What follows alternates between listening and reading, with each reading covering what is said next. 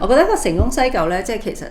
要匯聚到香港市民肯嚟到呢一度，同埋係享受當中，而且係佢哋唔單止係一個被動嘅觀賞者，而係可以成為一個主動嘅參與者喺裡面咯。咁其實我有真係去睇過現場嗰個展覽嘅，咁好容易咧，大家就會俾Foster 佢個城市中嘅公園去吸引咗，因為嗰個香港其實人即都好缺乏呢樣嘢，就會覺得即係好似好開心咁樣啦，有公園咁樣嘅。咁但係其實我又覺得個公園嗰樣嘢係得意同埋舒服，但係亦都好容易會俾人 twist 咗去拉走咗。其實我哋係需要一個西九文化中心，亦唔係一個單單係公園咁樣樣咯。清明上河圖嘅 concept 我就會覺得有啲奇怪咯，因為其實咧你任何一個城市，如果佢係匯聚到人咧，其實就已經有唔同嘅展現。咁但係其實清明上河圖佢就分咗3條帶咁樣樣去嘅。咁但係3條帶之間咧，其實人睇呢3條帶嘅穿梭咧，會另外有啲懷疑咯，即係佢嗰個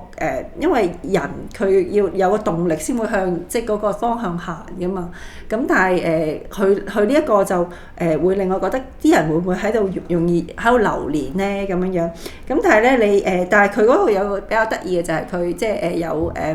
兒童嘅博物館啦，有呢一個電影嘅中心，即係呢啲我都會覺得係值得欣賞嘅。咁但係其實我自己最中意咧就係呢一個即係以一個甜蜜做個概念嘅呢一個設計咁樣樣咯。咁呢一個設計咧最好嘅地方咧就其實佢夠散啊，因為咧你如果咧係好大型嘅一嚿嚿嘢咧，啲人咧就即係好容易會去咗嗰度，跟住就離開。但係咧有陣時即係好似中國有個點解嗰啲迴廊咁樣樣咧，就因為你行到唔同嘅位咧，佢睇到唔同嘅感覺，亦都有唔同嘅嘢，比起可以喺度流連咁樣樣咯。咁我覺得佢呢一個就做到嘅。咁同埋咧佢有啲好好嘅即係 concept 啦，即係譬如佢會有一啲耕田啊，即係你冇諗過喺一個市區嘅地方佢可以有啲耕田，有啲市集啦，即係一啲比較係好民生，即係好貼近市民一般生活需要，佢會真係去做嘅嘢。而即係除咗即係會吸引佢哋嚟，甚至係一個游泳池咁樣樣。咁佢嚟到嘅時候咧，就會有好多唔同嘅 purpose，佢可以喺度係。咁我覺得其實最主要咧就係即係呢樣嘢就夠散夠細啊，因為香港咧啲地價就太貴啦。如果佢咧可以變細啲地方咧，咁好多人會 afford 得到。同埋我即係好想提出一個觀念咧，就係可唔可以係有個即係將個公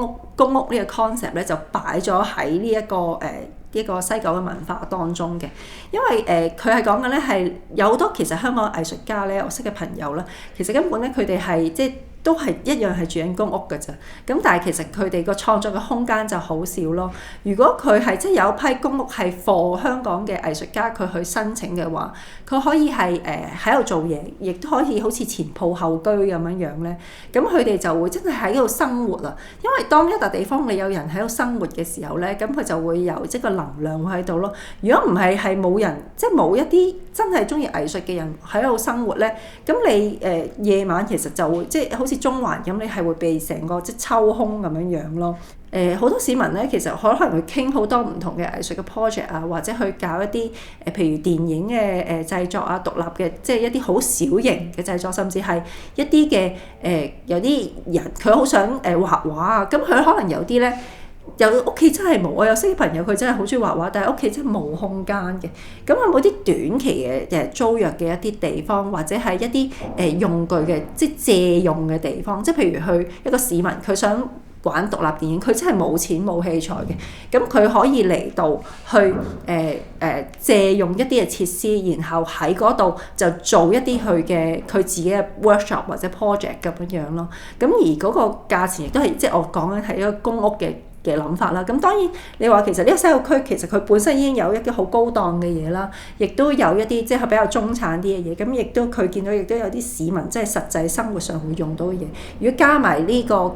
嘅嘅公屋，佢即係一啲藝術家即係喺度長期地住啦，同埋一啲嘅市民係散租咁樣樣咧，可以租呢個地方，同埋亦都有提供到一啲嘅藝術創作上面嘅一啲用具俾佢哋咧，亦都係會好好啦，同埋亦都方便咧一啲散租咧，方便好多世界各地唔同嘅地方嘅人嚟到去到住喺度 stay，咁有個交流嘅地方咯。